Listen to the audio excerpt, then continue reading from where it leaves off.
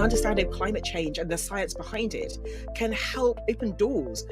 Kids sort of see this as a challenge of the future, and I think it might sort of encourage more kids to get into science, to take on the challenge. One of the greatest challenges that we face, and our younger generation are going to have to deal with this, finding solutions. I'm an optimist, but I also firmly believe science and technology are at the heart of our solutions.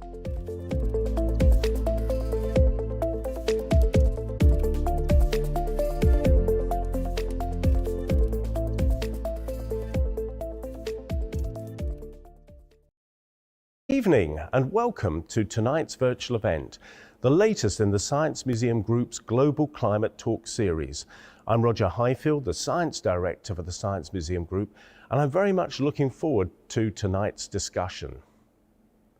Our Climate Talk series has been running since 2021 and has so far welcomed over 75 international speakers from across the globe, from countries including the USA, Canada, Kenya, Kiribati, India, Uganda and Nicaragua. We've welcomed climate scientists, Nobel Prize winners, former presidents and prime ministers, astronauts, activists and journalists to participate in these talks, from Jane Goodall and John Kerry, and from Tony Blair to Tim Peake. You can watch back our excellent series of talks by following the link in the description below. The series returned this year after a break, and our most recent climate talk honed in on India's challenge of maintaining its vast economic and industrial growth while committing to the net zero pledges required to keep the Earth from warming beyond 1.5 degrees Celsius above pre-industrial levels. For tonight's discussion, however, we turn our attention towards the UK and specifically towards the challenge it faces to connect a huge backlog of clean energy projects to the national grid. The UK plans for its national grid to be entirely run on renewable energy by 2035, but this connection backlog means that many clean energy projects must wait for over a decade to be connected. It's not an insignificant problem, and unless it's solved, it could be years before the estimated 400 gigawatts of power projects currently in the queue are up and running. We've got a fantastic panel of industry and policy insiders lined up this evening, and I'm pleased to hand over now to our chair for this evening, Samira Ahmed, an award-winning journalist and broadcaster and presenter of Radio 4's Front Row and BBC One's Newswatch. Samira, over to you. Thank you so much, Roger, and welcome to everyone watching tonight to tonight's climate talk of the Science Museum Group. So far this year, as Roger was saying, that the talks have focused on the challenges and opportunities faced by India in their ambition to reach net zero and on the impacts of climate change on global food security. Tonight, though, we're turning our attention to the United Kingdom to focus on a problem that's received some media attention, but perhaps hasn't had the widespread news coverage that it warrants. That is the issue of the backlog of energy projects waiting to be connected to the UK national grid. You've just had a summary of the challenge from Roger Highfield, and now we're going to delve into a discussion on how we might tackle it and how the UK can speed up its green transition. And it comes at a timely moment during International Energy Week here in London, which I'm sure has kept our panel of speakers very busy over the past few days. They are very much at the heart of the conversation about this. And it is an amazing panel. Between them, they have a huge amount of expertise on the subject of Britain's energy infrastructure. So let's meet them. First of all, Emma Pinchbeck, welcome, Chief Executive of Energy UK, the trade association for the UK energy industry. Emma was previously Deputy CEO of Renewable UK and formerly the head of climate change at WWF UK, so has kind of seen this issue from all sides. Welcome to you, Emma. We've also, I thought you could say hello, it's fine. Welcome to Founder and Chief Executive Officer of Octopus Energy, Greg Jackson. Hello, Greg. Hello, how are you? Good. And also welcome to Nick Windsor, who's the Chair of Energy Systems Catapult and the UK Government's first Electricity Networks Commissioner. Welcome, Nick, and thank you for joining us. Pleasure. Hello. And thank you all for being here. So I'm going to start by asking each of you a few questions, and we'll go into a discussion. We've had some great questions that have been submitted by the audience, which we'll put to you as well. Emma, can you just tell us a bit about what Energy UK does and your role there? That is a fair question. Sometimes I like people to tell me. We are the trade body for the energy sector. So we look after and represent companies right through from Octopus Energy here on the call to folks who help install grid connections. I've got National Grid in my membership and the systems operator, which is the control room bit that makes it all whiz around. I've also got people like heat pump installers, electric vehicle charge point installers, and energy generators, so power stations of all kinds, renewables, thermal generation, battery providers, so the whole lot. And our job is to get them all together to help solve tricky challenges like the grid, but also to talk about energy issues to the public and to government, who often are non-experts. And we often hear news stories which say something about, a fear that, we wouldn't be enough energy, there'll be a crash, and issues about the national grid. Could you just give us a bit of a summary of the problems that the UK's power grid system is facing, and your kind of top line overview of some of the causes? It's really embarrassing because you're in front of two of the great minds on grid and the energy sector in Greg and Nick. So, feel free to chip in if I mangle this, chaps. But what the audience needs to know is we're in the middle of this incredible, unbelievable, exciting, challenging energy transition. Certainly nothing like any of us have seen in our careers or probably will see beyond this. And that's been driven by the need to tackle climate change, because about 15 years ago, governments all around the world decided that we needed to reduce fossil fuel in our energy systems and replace it with clean technology. And they provided a set of policies and incentives to basically drive up the deployment of technologies like renewables, batteries, electric vehicles, and to start putting them on existing energy systems or put them into countries which didn't have established energy systems. And essentially, it's like the snowball going down a mountain in a good way, in that technology providers, entrepreneurs, businesses have taken those initial technologies and scaled them to the market much, much faster than we thought was possible. And we're in a world now where in the UK, at least a third of our electricity quite regularly comes from wind power, where 60% of our power generation is provided by a mix of clean technologies like nuclear and renewables. And we plugged all of that often onto existing infrastructure. And so we're at a creaky point where the existing grid has got a very long queue of projects trying to connect, where we're trying to make an old system work with new technologies. Can I But offer an also where we're very analogy? confident in these technologies, so we're building ahead. Yeah, go Yeah, on. sorry. So Anything's better just than that. with I'm my sure. amateur head, so the image I have in my head is of a wall socket where you've plugged in, one of those cords where you can plug in loads more, and then you stuck one on there, and you're sticking in more plugs. Is that a useful analogy, or is that not a helpful way to think of the demands on the existing system? It's quite useful. I mean, we have built some stuff, right? We haven't just kind of, plugged in and hoped for the best into the existing system. So our offshore wind network has required, new grid, because we're connecting big offshore wind farms on land. All of that kind of work is being done. I suppose it's the speed with which the market is changing and the technologies are changing. Of course, many people in homes listening to this might now have an electric vehicle that they're charging. They might have a heat pump that they're charging. And so both ends of the system are changing quite rapidly. And the challenge of tonight's call is, how do we speed all our existing processes and our infrastructure build out up to catch up with this amazing technology revolution, and to make sure that we provide that in a way that's cheap for consumers, and also that offers them the best services. Because the really exciting thing about this new energy system for me, as I'm sure Greg will talk about, is that these technologies often offer us new ways of using the grid, new ways of using energy, new ways of balancing the system, but also getting services in our homes at different times of day for different tariffs than we've had previously. So there's a big job of work to do. Over the next decade, we need to build something like 5 times the amount of transmission, which is like big kit, than we've built over the previous 3 decades. We need a power system 2 to 3 times the size of the power system today. So Wow. I hope I'm capturing the right mix of like giddy excitement and sheer terror that we all face in the sector. Yeah. There's no reason why it can't be done, though, as these guys will kind of illustrate for you. Yeah. One more question for you, which is there a particular problem around capacity and getting these projects built for renewable energy projects, or is it is true for non-renewables?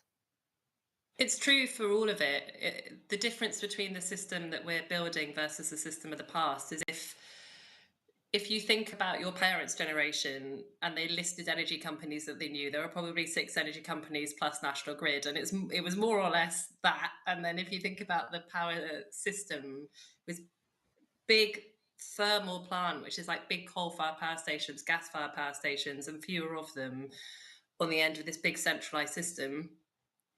What we're building is much more dynamic and it's bigger. We've got more connection points because we've got electric vehicle charge points, we've got heat pumps in homes, but on the other end of the system, we've got more renewables in different parts of the country. And so it's more power plant that works in a different fashion to the previous iteration of how we produce energy generation. And that's why we've got these challenges, because we simply haven't kept up with the kind of energy technologies we're building today. Thank you. That's a really helpful way to step into it. So I'll come back to you shortly, but can I welcome now the UK government's first Electricity Networks Commissioner, Nick Windsor. Nick, tell us a bit about your twin role. So you're Chair of Energy Systems Catapult, and then your appointment as the Commissioner. Yes, the Energy Systems Catapult is part of one of a family of about 10 catapults, which are public-private organisations which are designed by government to be in particularly important areas of our economy, but also areas where we expect technology to play a major part in growth. Things like some medical sciences, digital, satellite. But in this case, it's about energy networks, because that's got both of those characteristics. Is very important, and it's going to need a lot of technological innovation. So the catapults and this catapult looks at helping new companies coming into the system to develop new products and services to make the grid work better. They could be things like local applications, the digitalization of the system, moving to a much more modern, dynamic energy system, which Greg will talk about in a second, which Octopus has been doing great work on, certainly as well. And the catapult's there to help other companies coming in. In terms of my other role, exactly to this discussion tonight, as Emma's described very elegantly, we've got a huge need to connect up a lot more renewables, which are a lot further from demand in many cases, to connect up heat pumps and electric cars, greater loading on the system, and very different characteristics. So we need more grid, and we haven't built much grid for about 30 years. So we're suddenly in a world where we've got to reinforce the grid, and we've discovered that actually that can take 14 years or more. And as Emma said, the changes on the system can be faster than that. So a year and a half ago, government asked me to look at how you speed up the build of strategic electricity transmission, which notionally was described as having a 14-year timescale, and to reduce that by 3 years, or to cut it in half to 7. My report just said, let's go straight to 7, because I think we can. Yeah, well, I was going to ask next about the report. Can you tell us anything else about some of your key findings in that report? Yeah, so the changes at each end of the system and across the different, what we call energy vectors. So renewables coming on, heat pumps particularly going into homes and electric vehicles, but also thinking about the hydrogen economy, which is going to be important for some parts of transport and particularly for industry. Those things interact very much. So the first major area of recommendation was about introducing a much greater degree of strategic spatial planning of the energy system, so that we don't just always have the networks thought about as an afterthought, not only taking longer to build, but starting too late. So plan ahead, have more anticipatory spend on networks, so that the networks are ready for the transition rather than always trying to catch up. So that was part of it. Also thinking about the to make sure we only build the right amount. So that's about a different set of pricing on the system to make sure we're not overbuilding transmission systems. So do you think that's likely? pricing, I can't imagine us ever overbuilding capacity. well, we at the moment that looks like a problem that everybody worried about in the last 10 to 20 years, but actually now we just want to build. So you're Yeah. absolutely right. The report also talked about how we work with communities, the public. This is very, very important because obviously we're building linear infrastructure across the countryside and near communities and homes. So coming up with a much better way of engaging with communities, carrying the public with us, describing more clearly why this is important for the economy and why it's going to be good for customers, because it really is. It's a very exciting transformation for customers. So carrying them with us, providing community benefits where people are hosting infrastructure to allow them to benefit from this transition earlier. And the report also talked about the problems of getting enough of this very technological supply chain. DC cables are in short supply, transformers are in short supply, inverters for converting from AC to DC are in short supply. And it also talked finally about we need a lot more skilled engineers and technicians. Big issue for the UK. Thank you so much. Greg Jackson, Octopus I think of as being a bit of a disruptor. That's in a really good way. That's shaken up the way we think about energy provision. You're one of the UK's biggest energy providers, powering 7 million homes. Can you paint us a picture of your first-hand experiences of dealing with the challenges we've been outlining about capacity and the need for the national grid to expand appropriately? Yeah, let me talk about it from three angles, actually, if that's okay. I mean, the first one is within our group, we're a big generator of renewable electricity. And we love building solar farms and wind farms onshore and offshore where communities want them to help bring down the price of electricity. After all, renewables are the cheapest form of power we have. But, you know, there's a solar farm we want to build in County Durham, for example. And I think we're currently scheduled to get connected to the grid in 2037. So that's 13 years away. That's 13 years that people of Britain are not benefiting from some extra cheap power. 13 years in which we're probably going to be generating more emissions than we need. 13 years that potential investors are sitting there not being able to get a return on the money. I mean, it's just not tenable, just to be really clear. I think the second perspective would be from that of industrial customers. Look, I'm lucky I've spent a lot of time with some of the people that run, I don't know, some of the biggest tech companies in the UK, global tech giants. And the UK is a hub for data centers and for artificial intelligence. And one of the problems they've got is they literally can't get the electricity to run data centers. And they certainly can't get the clean electricity. And so what we have is people who want to build new infrastructure here that can enable Britain to be the core of a new sector. In fact, two new sectors at the same time, clean energy and AI. And we're held back by the lack of electricity. And by the way, this is across so many sectors. House builders, you know, there's a swathe to the west of London where you can't build new houses for a decade because we don't have enough electricity. Now, this should be something, this should be an emergency. Anyway, and then the third thing, you know, like households, we've just been through an energy crisis entirely caused by our reliance on the gas market, reliance on it for our heating and reliance on it for so much of our electricity generation. At one point, it was so bad that if the government hadn't paid 2/3 or 3/4 of our electricity, of our energy bills, the average UK household's energy bill would have been £6,000 or £7,000. Now, that is a result of our dependence on fossil fuels. And if we'd carried on building renewables throughout the 2010s, our nation would have saved billions in government subsidies and high energy bills during this period.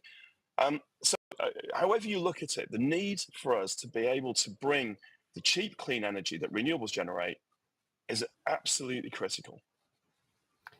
And you've spoken, haven't you, in the past about potentially having to take infrastructure projects overseas? Is it notably easier to get them off the ground elsewhere?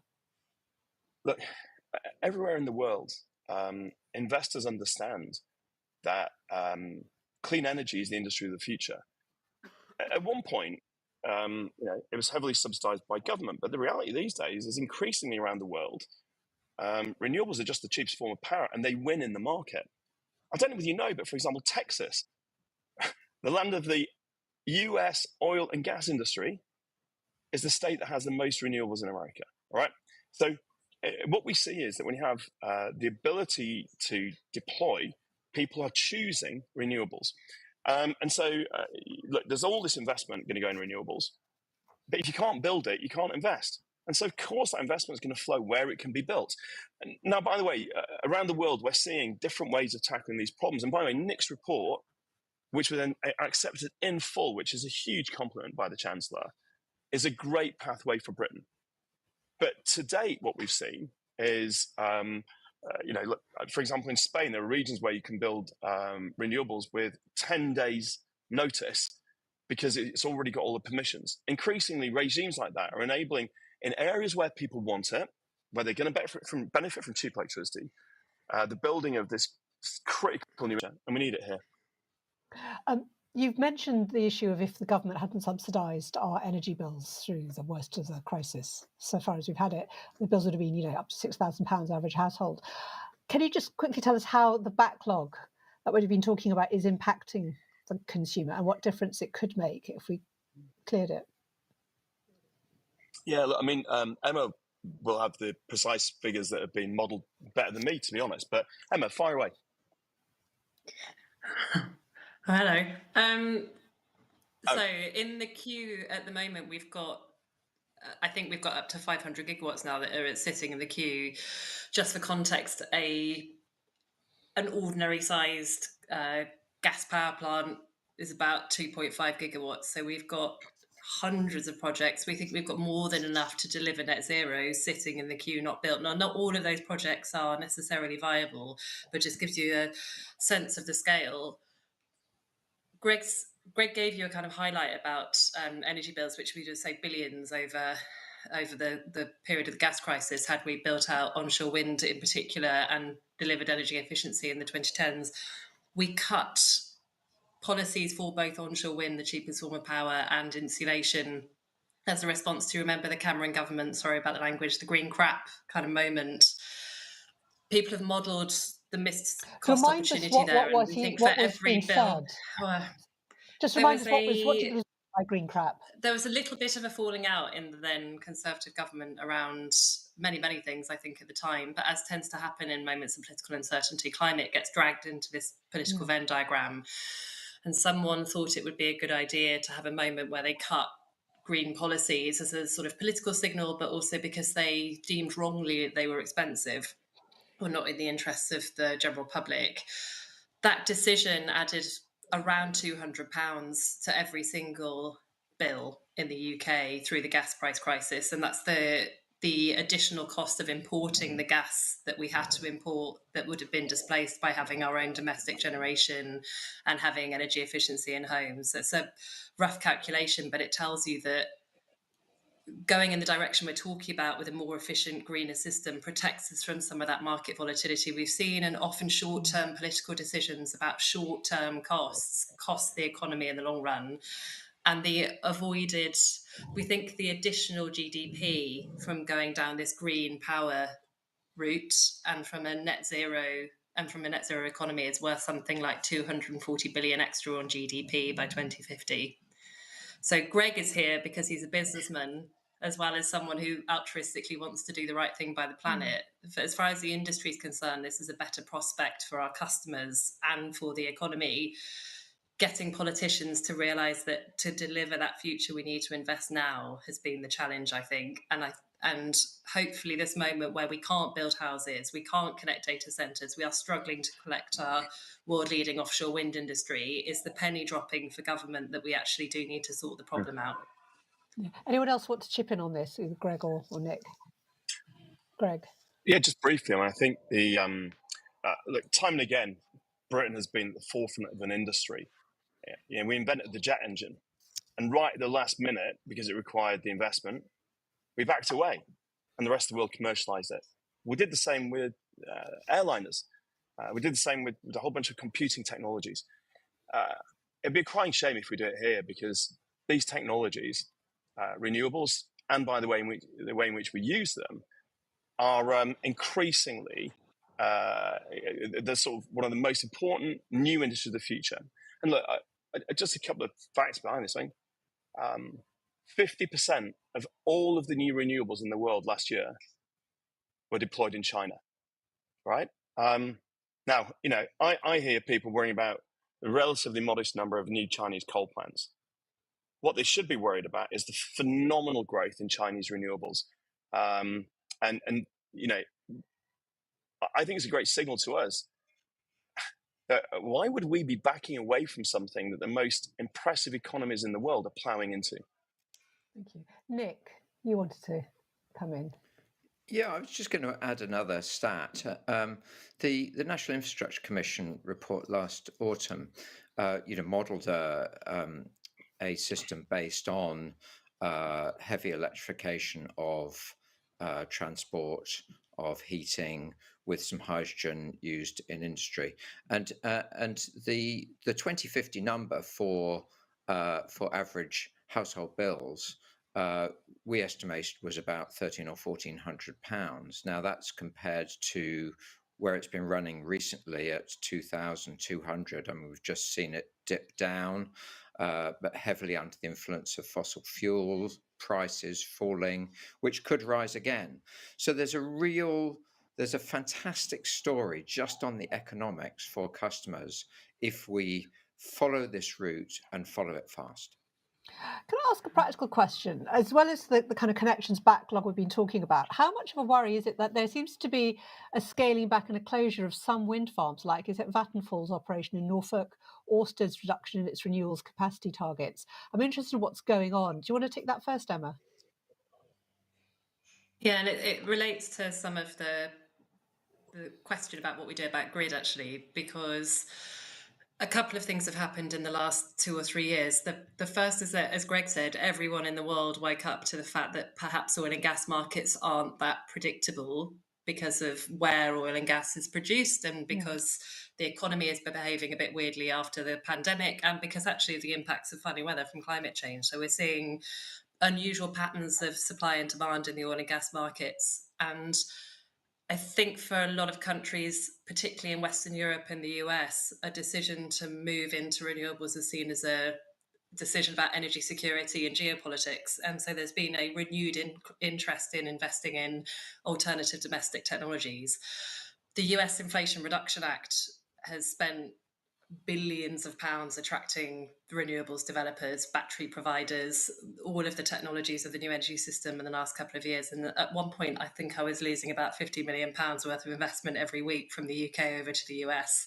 It's just been a huge, The CEO of JP Morgan internationally said the Inflation Reduction Act in the US caused the biggest shift of capital markets he'd seen in his entire career in banking, bigger than the 2008 financial crash, bigger than the pandemic. So there's been this huge shift of the money to the US, to Europe, which has got a clean energy package, to places like Japan, which has got a green hydrogen strategy, to other markets in the world, China, South Korea, Indonesia, places which are now building renewables. So we've got massive amounts of competition. And then we have a related issue, which is competition for the supply chain. So we had a little bit of a supply chain squeeze, a commodity squeeze, and the prices of projects went up. You're back. Sorry, you were glitching, but you seem to be back, Emma. Go for it. You're back. I don't know how much of the second part that you got, but I was saying we've had a crunch on the supply chain and physical components of the transition, and things like copper and cabling. From the grid's point of view, we're actually experiencing that's one of the reasons that grid build out is slow. Something like 75% of the cable market is controlled by 2 companies internationally. And Greg's point about why we should worry about China, the countries that invest in this new energy system first will also get the supply chain. They will get factories. Factory consents in the US are up 20-fold since Inflation Reduction Act. So explaining to governments that this is an energy security play, a geopolitical play, is also really important. And those projects that didn't come forward in the UK auctions basically didn't come forward because the price that the government set no longer matched the market reality. And the government was slow to recognise that. I don't think they're about to make that mistake again in our renewables auction, but it has set us back a bit. So it's really important we get positive messages out now. Yeah, that's really helpful. So what are the solutions then to the problems that you described? I mean, there's partly, it sounds like there is a realisation of what we got wrong. But this is the part where we all fall out, so you should ask Nick and Greg. Yeah, I know. Nick, do you want to take this one first and then Greg? The solution to the supply chain is at least on grid, as far as I'm concerned. It's having longer term relationships with the international players that build cables. This is very specialist stuff, very specialist engineering, and other countries are establishing 10-15 year contracts between, and it doesn't really matter between who actually, but it's usually the transmission operators are establishing those contracts and ordering ahead, and I think we have to start to create the environment where our transmission owners, National Grid, SSE, Scottish Power, also are booking some of this international capacity. I think it would be a great thing also if we could see some of that new production capacity, which will inevitably need to come on stream, come to the UK. That would be a great thing as well, because it would create jobs and growth. But it's about planning a long way ahead. And part of my emphasis on strategic planning was to make sure that we can see far enough towards the horizon to know how much of this stuff we need. Yeah. Greg, do you want to add anything on this particularly? Otherwise, I've got another question for you. Go ahead. Yeah, well, the thought was, you said, what can we do about it?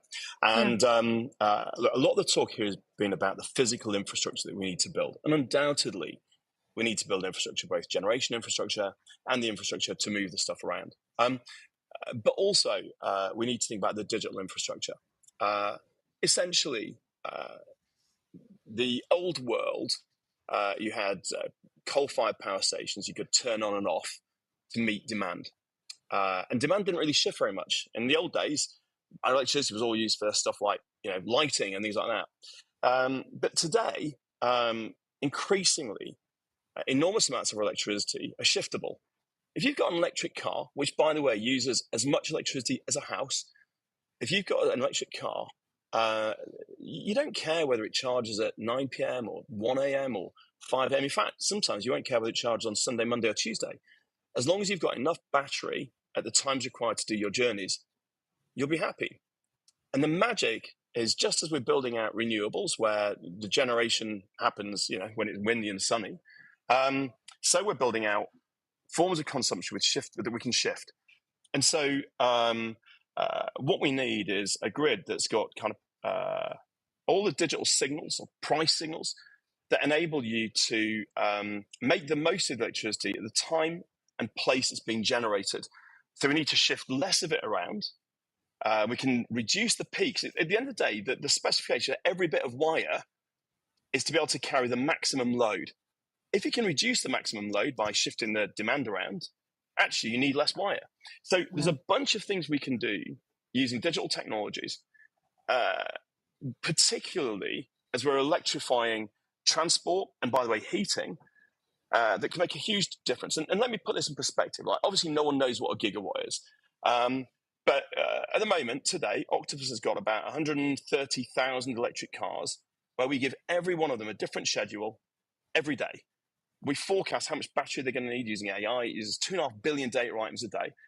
And that adds up to more than a gigawatt of shiftable demand. A year ago, it was 0.1 gigawatts. So the point really being, it's grown tenfold in a year. And a gigawatt is the same as a large power plant. And that's when electric vehicles are only 5% of all the vehicles in the UK. So as electric vehicles grow, what we've got is a phenomenal amount of shiftable demand.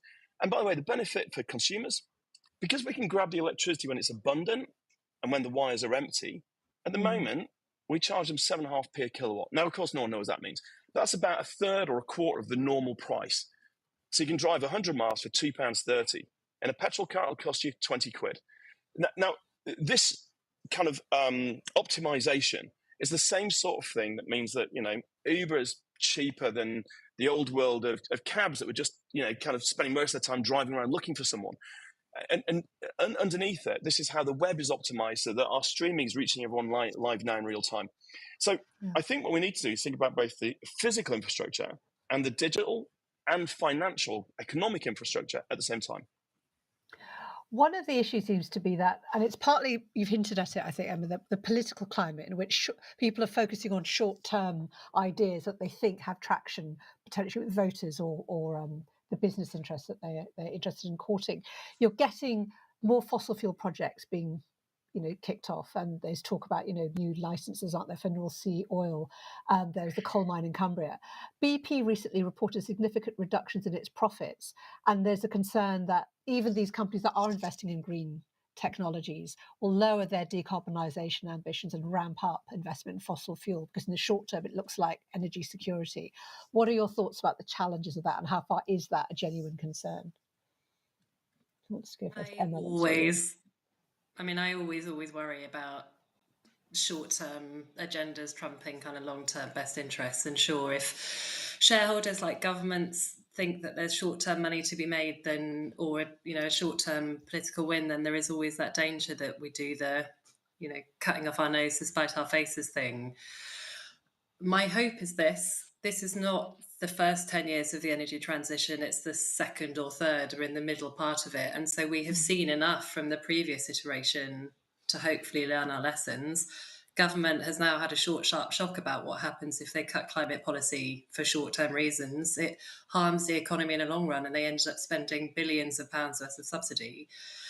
For shareholders, it's really important to say that I don't represent the renewables industry, I don't represent the clean bit, I represent all of it. I represent gas power generators, I represent, the last of the coal generators coming off. And the energy industry went looking for someone who campaigned for coal phase out because they recognised that this was the future of the sector. This is in the best interest of their businesses and in their customers. A flexible electricity grid with renewables on it is going to be around £8 billion a year cheaper for customers in the UK than a fossil-led, traditionally centralised one.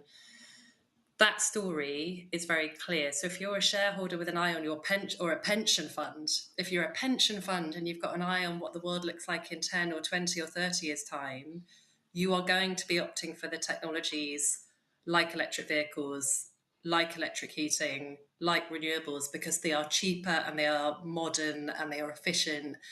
And we think they're the businesses of the future. So of course I worry. I'm particularly worried about the next 10 years because things get tricky. They then open out again. And I think the challenge for policymakers is how to make that crunchy bit of the transition feel fair, to use the levers of government to redistribute the costs and benefits effectively so that society comes with us. But the economics for business are absolutely solid. Yeah. Greg next. So, look, the start of your question there was about the profits of essentially the fossil fuel companies and whether that means that they won't be able to invest in renewables.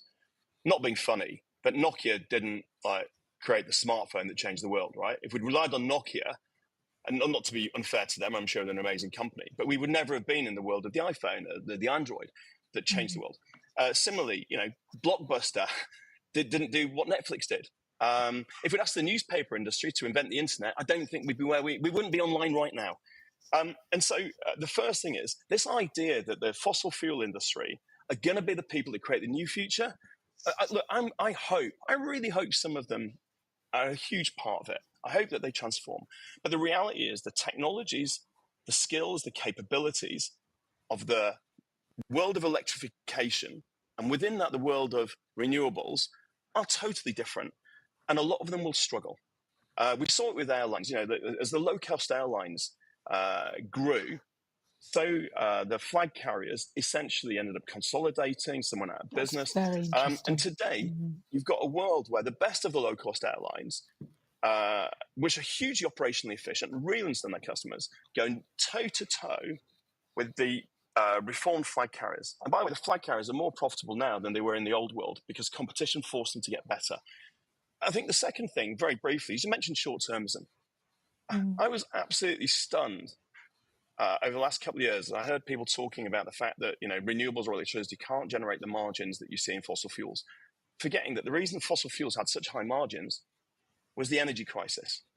Now, look, if your prices are so high that the government has to pay 3/4 of the bills of your customers, that's not a sustainable business.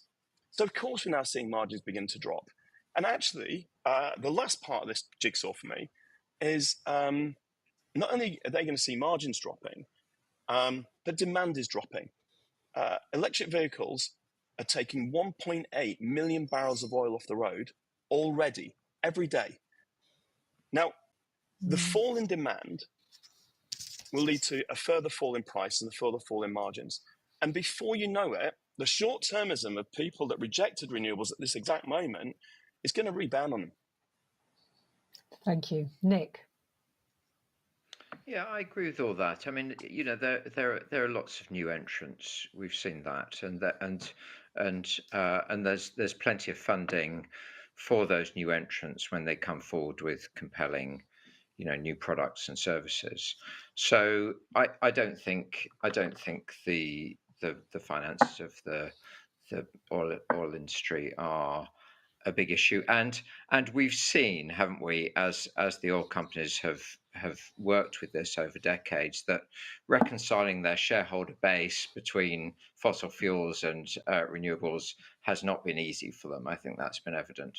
The other thing I'd say about this is that I think it's very important that we maintain the political consensus. You referred in another part of your question to, seeing politicians sometimes not stick with some of these green policies.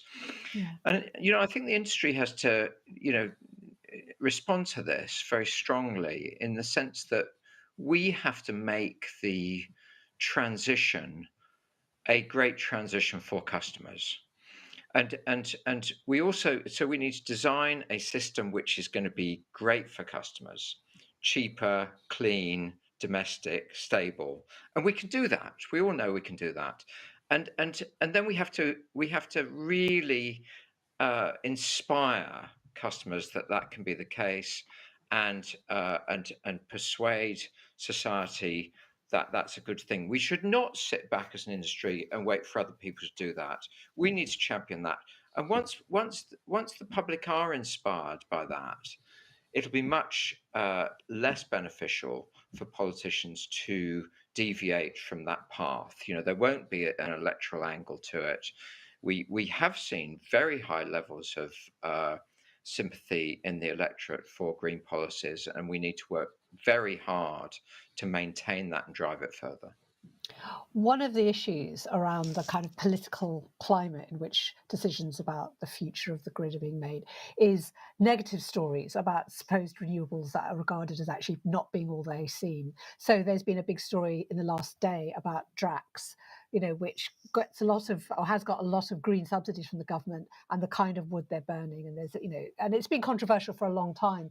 I wonder what your views are on that kind of situation and how it fits into the kind of bigger picture we're discussing, because it's partly about carrying the public along, isn't it? I suppose I should. No one's I should take volunteering the bullet on that one. Please, someone else take that question. So I think my observation about the energy transition is we often pit technologies against one another. I realise, Samira, this sounds like I'm dodging the kind of specific question about Drax, but I'm thinking about the narrative for the public, and I hear a lot of, don't you know the wind doesn't blow all the time? I mean, not a lot of it. Most of the public supports wind, but there's a small and very vocal minority who thinks that we're all mad in the energy sector for thinking that renewables offer secure supply.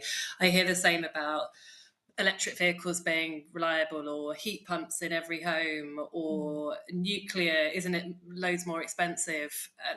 But and the reality is, if you're, or and we pit technologies off against one another, or bits of the industry off against one another, and I appreciate that makes an interesting media angle. I do, but the overall thing that we've all described this evening is that energy is a system. Each one of us in our homes, every business, every vehicle on the road, connected up to a set of cables and infrastructure and digital infrastructure, which then connects to power generation all over the country, small local power plant, enormous big offshore wind farms, a brand new nuclear station that's opening down in Somerset, this huge range of technologies, batteries locally, batteries in your homes, mountains full of water. It is a really complex system. The cheapest system is a mix of all of those things together, predominantly renewables, predominantly electrification with other stuff needed as well.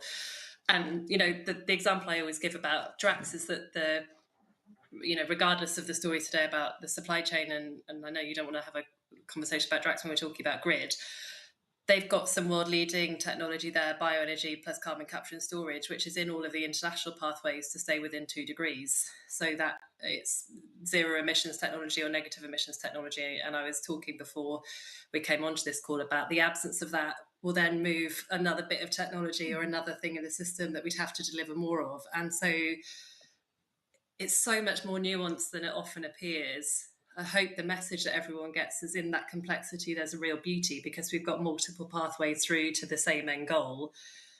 And over the last decade, some things have become really, really clear, like renewables are very cheap. And in the UK, wind in particular is going to be amazing. So it's an amazing, like I said at the beginning, an amazing, challenging, complex time with lots and lots and lots of actors and lots of bits of kit that is our job to bring together as efficiently as possible. Yeah. And for those who don't know, it's just that Drax is accused of, and there's evidence that they've been burning, mature protected forest, and the planting the new trees thing. The accusation is it's just not sustainable in the way that they claim. And to get, Samira, you should see what the fossil fuel industry do.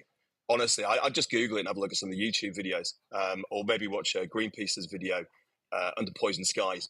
Because look, I'm sure we could point to challenging bits of any energy system, but the one we're moving away from is a lot worse than any aspect of the one we're building. And that's not to defend any particular company. I don't know enough about it. But honestly, electrifying everything enables us to make it clean. And that has got to be our number one focus. That's why we're talking about the grid today. And I suppose the last thought on this is it's my job to go up to the bat and defend the sector often. And the really nice thing about my job, as Greg has just illustrated, is not at any time in the 4 years I've been doing this has anyone asked me to go to bat for them when they know that they've got a problem that they need to fix. The conversation is always, we should do better. So that has been true through the crisis. In the context of what do we know that will be a problem in the kind of electrification piece, for example, it's that we think as an industry we need to do more recycling, we need to minimise waste, we need to do things efficiently as possible, we need to not build more cable than we need to use recycled copper and materials, we need to try as much as possible to make sure that our impact on the environment is limited. We need to have conversations about when we're building infrastructure, looking after areas of outstanding natural beauty. We need to talk to the public about what those trade-offs are as well. And a lot of that anxiety about harm and how to mitigate it sometimes sits beneath things like planning decisions and public consent as well. So there's, as a sector, everyone has always said to me, this needs to be a better industry than the one that came before. And we need to do things with less harm, like in the full picture of what that means, emissions and also environmental impact. Yeah. Nick, can I ask what renewable energy solutions you're most optimistic about? Yes, I mean we've touched on this, but wind and solar are a fantastic opportunity for us, and it's moved so fast. I mean, I was working in the electricity transmission business. Let's see, 12 years ago, we were talking about maybe renewables could do 20% of the electricity. And I remember, much to my shame, myself saying, beyond 20%, we need to think about it. It's quite a difficult technical problem, and here we are. It's a blink of an eye, really, in an industry like the electricity industry, and at times we've got half or more of electricity being generated by renewables. This is absolutely astonishing. We've seen, and at the same time, we've seen the price of wind and solar, drop like a stone. Admittedly, there's been a little bit of a bounce recently, but we've seen it go to a tenth or a fifth, depending on what you look at. I mean, it's absolutely extraordinary. And we've moved from a place where, that there were arguments about, is this going to be cheaper, to a position where all three of us are absolutely certain this is not only the right thing to do for the planet, but it's cheap for customers. So wind and solar are the real champions here. Greg's digital grid is just fantastically important and exciting in terms of bringing that to people in their homes as well. Okay, got a couple of questions that the audience submitted. Peter from Bedfordshire asks, will the daily grid demand curve alter if all fossil fuel heating could be converted to heat pumps overnight? One of those what if questions. Greg, go for it. Yeah, look, one of the incredible things is even in Britain's notoriously leaky homes, a UK home can hold the heat for 3 or 4 hours. So the real magic is that with electric heat pumps, which, by the way, are at least typically 300% efficient and can be 400% efficient, compared to a gas boiler, which is 85% efficient.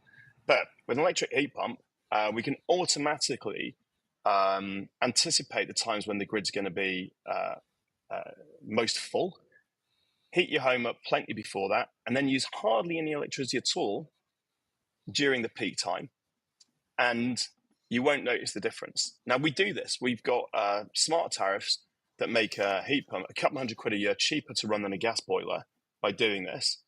And 8 out of 10 of the customers with a heat pump are happy with their heating, and only 7 out of 10 with a gas boiler. So it's better, it's cheaper, obviously it's cleaner, and it's incredibly sympathetic to the grid rather than burdensome.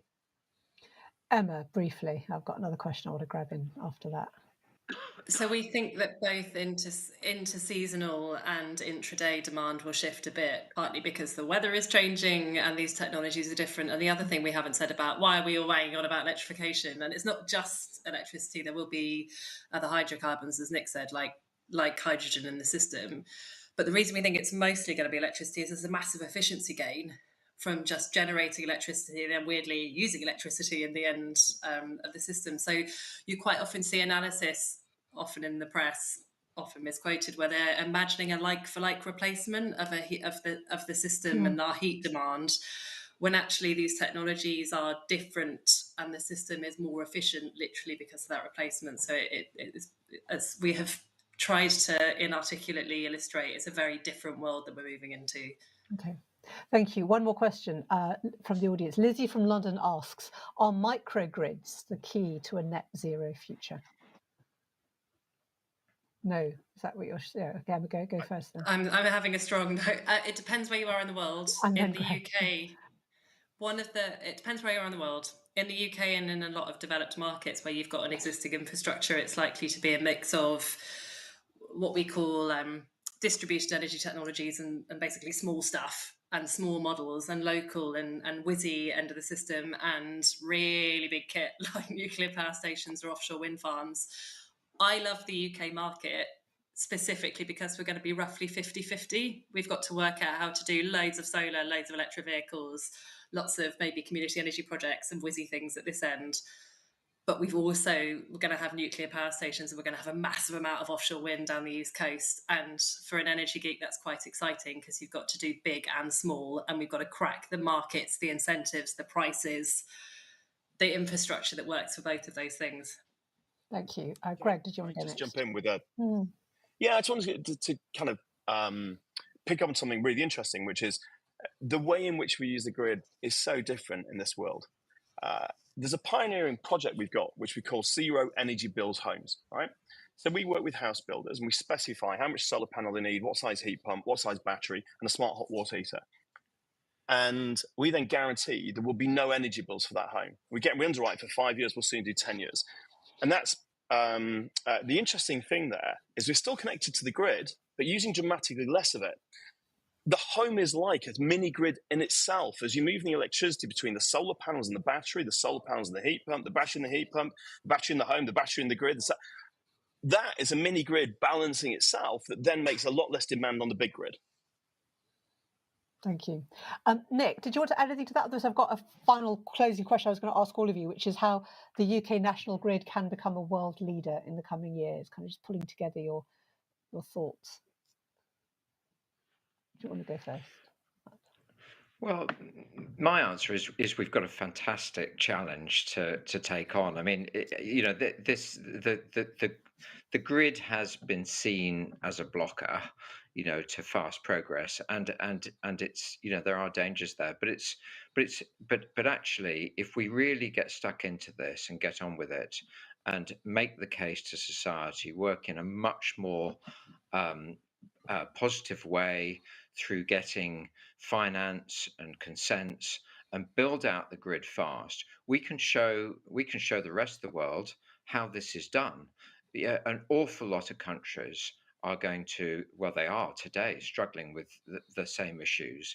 This is our opportunity to take the lead on this and show that this is something that we've done, very successfully and very fast. Thank you. Emma, next, how can the UK national grid become a world leader in the coming years? I think we've learned over the last couple of years that energy underpins the entire economy.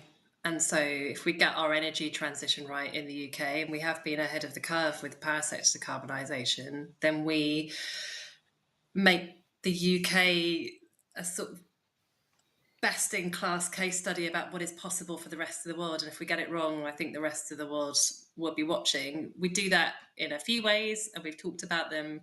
We need to sort out our regulation, our markets, the kind of availability of kit so we can build more stuff faster. We need to use the stuff that we build better, so we end up building less of it, as Greg has described, more data, more digital infrastructure, markets that work, the join up from the consumer to the power station. And lastly, and I suppose this is my job in all of this, we've got to make sure it's felt as fair. We've got to make sure, because we pay for the grid on our bills and we also pay for the grid performing badly on our bills, we've got to make sure that the costs to consumers are fair, that the right people in society pay their fair share, that the infrastructure ends up in the right place, and that we benefit the economy as best we can, so that we bring the politicians as with us, as Nick said earlier. And finally, Greg. Yeah, look, I mean, just to pick up on Emma's closing point first, I think digitisation of the grid and price signals can be transformative. For example, a recent report said that if we had regional pricing, locational pricing, every region would be cheaper than it is today. And thanks to Renewables, Scotland would be the cheapest electricity in Europe. It would be attracting industries, data centres, and providing value to consumers. Probably Northern England, Wales would also be far more competitive than they are today. So I think that digitisation and more dynamic grid, using it better, the UK can demonstrate to the world the way in which an increasingly electrified and renewable system is better for consumers as well as the planet. I think, by the way, we can also be really innovative in ways we haven't mentioned. For example, we're small backers of a project to build a huge solar farm in Morocco, and a cable, an undersea cable to bring that electricity to the UK. And the reason, by the way, behind that is these long distance interconnectors, which are increasingly efficient, enable us to shift power, for example, from where it's sunny to where it's not. That can be from north to south, south to north. It can also be from the equator outwards, or it can be from east to west. So you're shifting the hours of daylight so that you're getting electricity where you need it. Technologies like that, combined with the digital grid, enable you to be shifting electricity around the world. Now, by the way, this sounds challenging. But the reality is, first of all, China's already ahead of us. It's building longer high voltage DC cables than the one needed for that project, as an example. Secondly, if we think about the fact that today we pump oil and gas around the world, big, expensive, bulky, leaky, dirty products through huge pipes, it's a lot easier to move electricity. So I'd love to see more of that as well. I just love the enthusiasm and passion that you all bring to this discussion. Thank you all so much. It's been a pleasure to find out more about the UK's power grid problem and to delve into the complex challenge of a green energy transition. Thank you again to our expert panel for sharing their thoughts this evening, and to all of you at home for tuning in. Thanks for those of you whose questions we got to ask. This was the last of the Science Museum Group's latest run of climate talks throughout January and February. But the climate emergency, as we know, isn't going away, and you can expect climate talks to return to share further insights from more expert speakers from across the globe. And don't forget, you can catch up on all of the previous climate talks in the series by visiting the Science Museum's website. And finally, if you would like to support the Science Museum Group across all 5 of their museums in the UK, which are free to visit, and to support their mission to inspire the next generation of scientists, technicians, engineers, which we know are very much needed for the national grid, mathematicians and medics, you can find a link to make a donation in the description below. So final thank you to our speakers, Emma Pinchbeck, Greg Jackson, Nick Windsor, and from me, Samira Ahmed, and to the whole team at the Science Museum for supporting this event. Thank you for joining us this evening, and good night.